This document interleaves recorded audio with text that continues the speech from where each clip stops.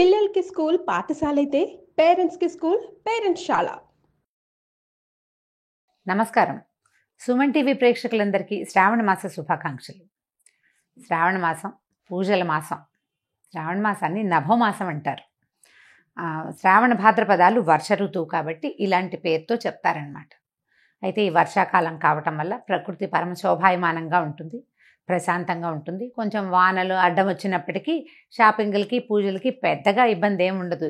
మన దారిని మనం చేసుకుంటూ ఉండొచ్చు. శ్రావణ మాసానికి ముందు వచ్చిన ఆషాఢంలోనే దక్షిణాయనం ప్రారంభమైంది. దక్షిణాయనం ఉపాసనా కాలం, పూజలు ఎక్కువ చేయాల్సిన రోజులన్నమాట ఇవి. ఇదివరకటి కాలంలో ఏం చేసేవారో కానీ ఇప్పుడు మాత్రం మనం కొన్ని సంవత్సరాలుగా, అంటే కనీసం ఒక 100 సంవత్సరాల నుంచి అనుకోండి, మనకు తెలిసినంత మటుకు మన అమ్మమ్మలు నాయనమ్మలు కూడా ఈ వరలక్ష్మి వ్రతము మంగళగౌరి వ్రతము చేసుకుంటూనే ఉన్నారు, మనకు తెలుసు కదా. అయితే ఈ పూజలు చేయగలిగేటువంటి ఈ రోజుల్లో పూజ ఎవరికి చేయాలి, అసలు పూజ ఎందుకు అనే దాని మీద కొంచెం ఆలోచిద్దాం. శ్రావణ మాసం లక్ష్మీ మాసం అని చెప్పుకుంటాం కదా. శ్రావణము అంటే శ్రవణ సంబంధమైనది. ఈ శ్రవణము అనేది వెంకటేశ్వర స్వామి జన్మ నక్షత్రం. కలియుగంలో కలవు వెంకటనాయక అంటారు. కలియుగానికి వెంకటనాయకుడే ప్రధాన దైవం.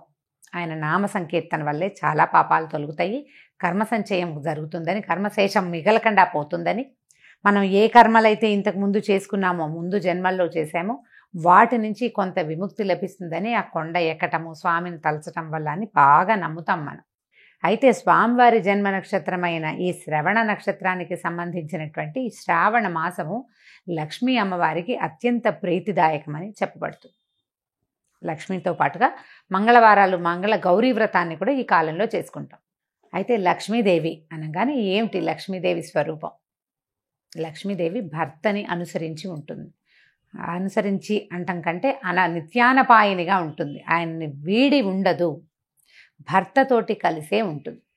ఇప్పుడు అత్యంత శక్తివంతుడు, ప్రపంచ నిర్మాణ సారథి, ప్రపంచాన్ని నడిపేటువంటి వాడు అయినటువంటి భగవంతుడైన శ్రీమన్నారాయణుడి సతీమణి అయినటువంటి లక్ష్మీదేవి ఆయనని వదిలిపెట్టి ఉండదు.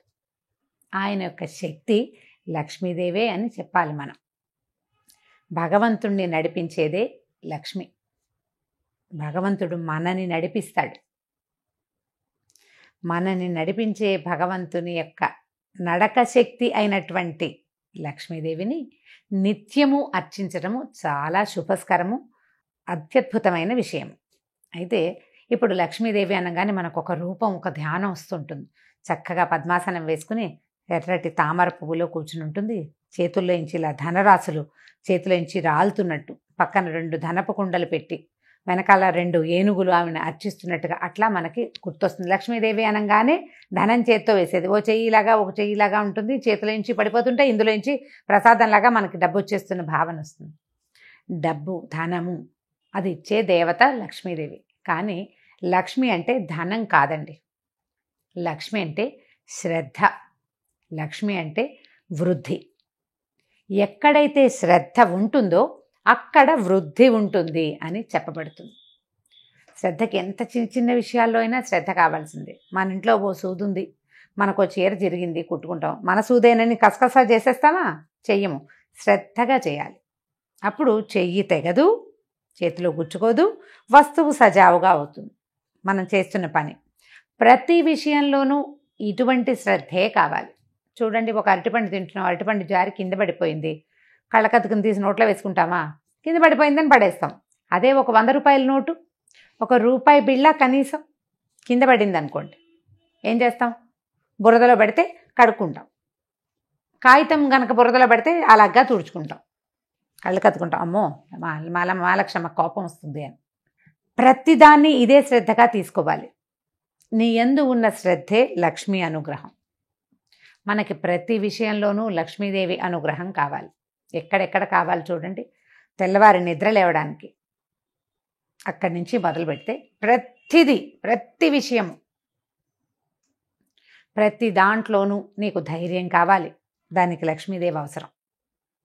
నీకు జ్ఞానం కావాలి, విద్యాలక్ష్మి అవసరం. నీకు ధనం కావాలి, ధనలక్ష్మి అవసరం.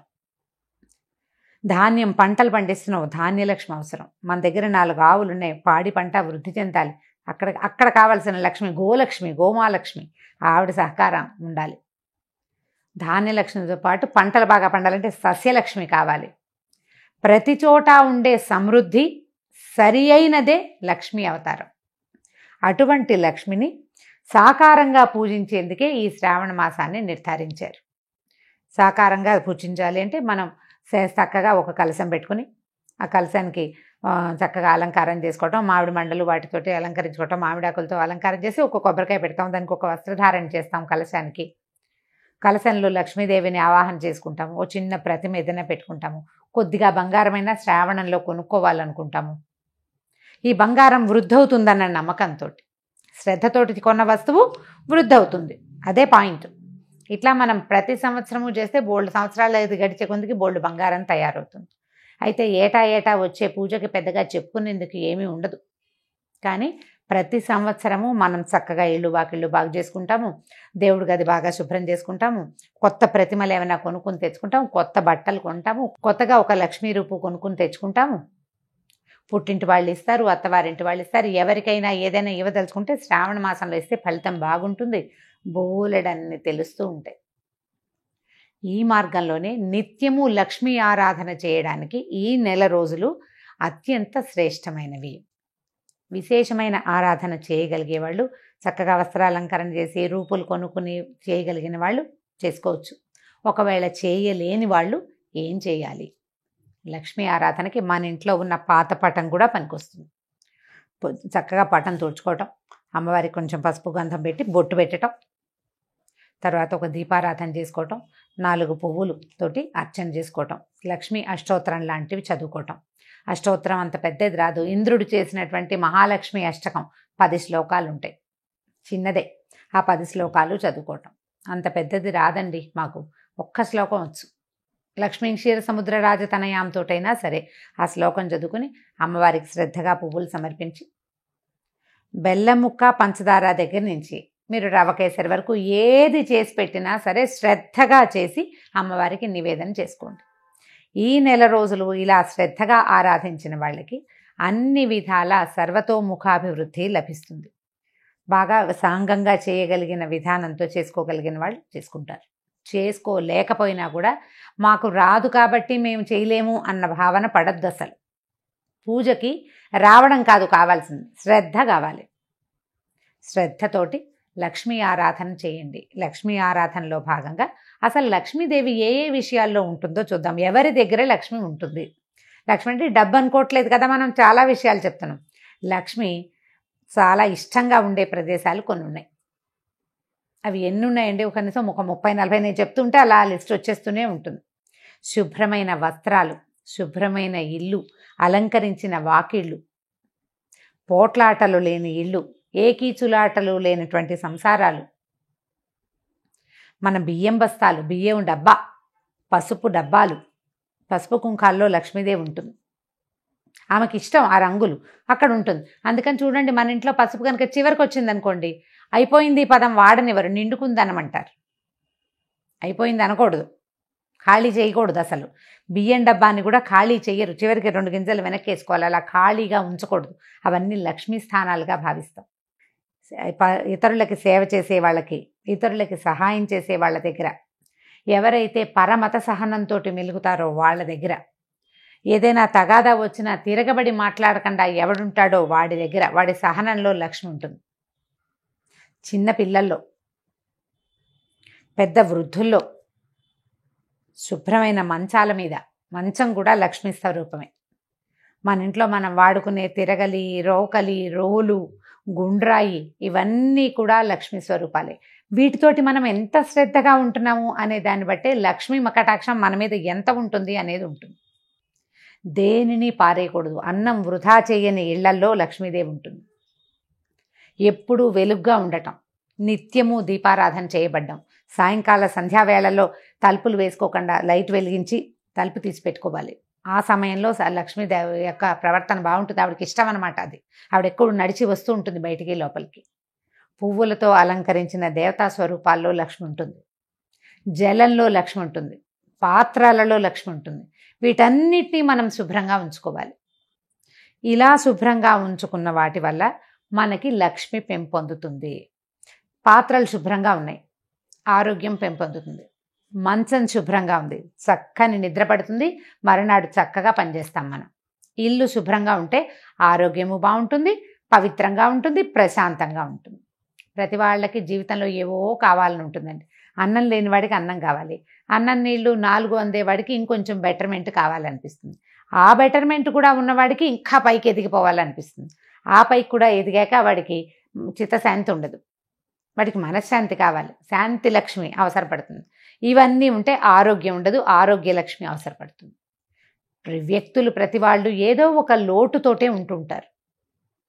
ఈ లోటులు ఎక్కడ పూరింపబడతాయంటే పూజ వల్ల పూరింపబడతాయని అనుకోకూడదు, శ్రద్ధ వల్ల పూరింపబడతాయి.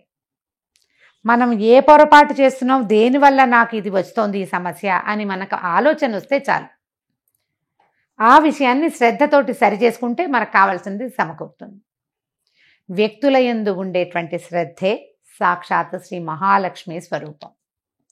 ఈ శ్రావణ మాసాన్ని మన యొక్క శ్రద్ధామాసంగా మార్చుకోండి. రోజు ఒక కథ విని ఒక ఇది చేసి కార్తీక పురాణంలాగా మా శ్రావణ లక్ష్మి పురాణం అని భావించొద్దు.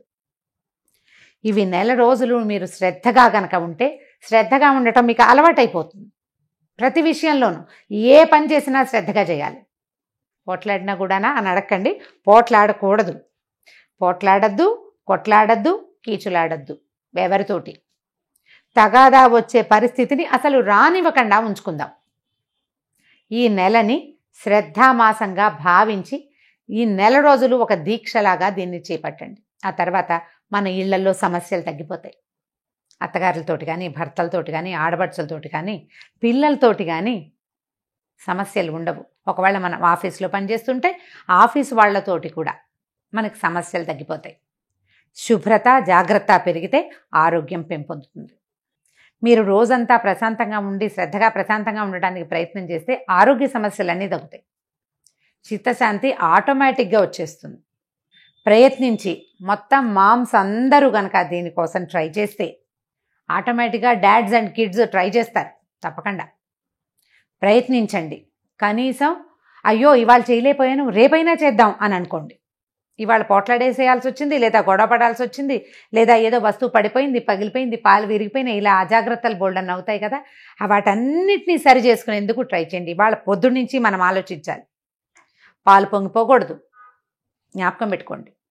పాలు పొంగకూడదు, మన వేళ్ళు గీళ్ళు తెక్కకూడదు, మనం కాల్జారి పడిపోకూడదు, జాగ్రత్తగా ఉండాలి. అన్నం వృధా కాకూడదు, ఏ వస్తువు వృధా కాకూడదు. జాగ్రత్తగా శ్రద్ధగా కనుక చేస్తే ఈ శ్రావణ మాసం తాలూకు ఎఫెక్ట్ సంవత్సరం అంతా ఉంటుందండి. ఇది పూర్తిగా మన జీవితాలని బాగు చేస్తుంది. మీరు కనుక విద్యార్థులైతే ఏదైనా చదువుకుంటూ, హౌస్ వైఫ్స్గా ఉంటూ కూడా చదువుకుంటాం కదా, నేను కూడా చదువుకుంటూ ఉంటాను. ఎప్పుడు చదువుకునే వాళ్ళు శ్రద్ధగా చదవటం, ఒక సమయ పాలన చేయటం, సమయ పాలన యందు కూడా శ్రద్ధ కలిగి ఉండటమే ఈ మాసం మన మోటో.